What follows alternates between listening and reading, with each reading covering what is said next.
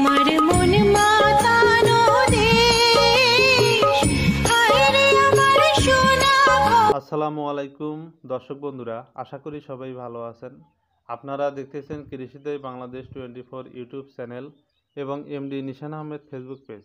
বরাবরের মতো আপনাদের সঙ্গে আছি আমি মোহাম্মদ নিশান আহমেদ। আরেকটি নতুন ভিডিওতে সবাইকে স্বাগতম। দর্শক বন্ধুরা, বোরো ধান আবাদের শেষে আসছে ধান উৎপাদনের দ্বিতীয় বৃহত্তম মৌসুম আমন ধান চাষ। দর্শক বন্ধুরা, উপসি জাতের তুলনায় হাইব্রিড ধান চাষে 30 থেকে 40% পর্যন্ত ফলন বৃদ্ধি হয়। দর্শক বন্ধুরা, সবচাইতে গুরুত্বপূর্ণ হলো অধিক ফলনশীল হাইব্রিড ধানের জাত নির্বাচন করা। তাই আজকের ভিডিওতে বাছাই করা সেরা 10টি উচ্চ ফলনশীল জাতের হাইব্রিড ধানের মধ্যে একটি জাতের তথ্য তুলে ধরবো আপনাদের সঙ্গে। দর্শক বন্ধুরা, মূল আলোচনার পূর্বে ছোট্ট একটি রিকোয়েস্ট থাকবে। আপনি যদি আমার কৃষিভিত্তিক ইউটিউব চ্যানেলের নতুন দর্শক হয়ে থাকেন, আপনি যদি কৃষি সমস্ত ভিডিও দেখতে ভালোবাসেন, তাহলে অবশ্যই আমার চ্যানেলটি সাবস্ক্রাইব করবেন।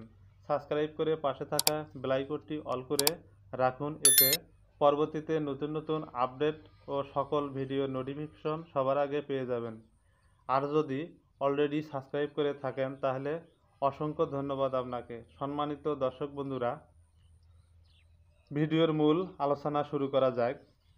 দর্শক বন্ধুরা, যে জাতটি নিয়ে আলোচনা করব সে জাতটি হচ্ছে বায়ার গ্রুপ সায়েন্স লিমিটেড এর এরাইজ এজেড 7006 হাইব্রিড ধান। যে সকল কৃষক ভাইয়েরা ধান কাটার পর আগাম আলু, সরিষা এমনকি রবি শস্য চাষ করতে চান, তাহলে নিশ্চিন্তে এরাইজ এজেড 7006 জাতটি চাষ করতে পারেন। এই জাতটি পাতা পোড়া বা বিএলবি রোগ প্রতিরোধী চিকন হাইব্রিড ধান। উপসি জাতের তুলনায় ফলন অনেক বেশি। আমন মৌসুমে এই জাতটির জীবনকাল বীজতলার বীজ বপনের পর থেকে ফসল কর্তন পর্যন্ত 125 থেকে 130 দিন। এই জাতটির ফলন হেক্টর প্রতি 6 থেকে 6.5 টন। এই জাতটি চাষ করে সহজে আগাম রবি শস্য চাষ করা যায়।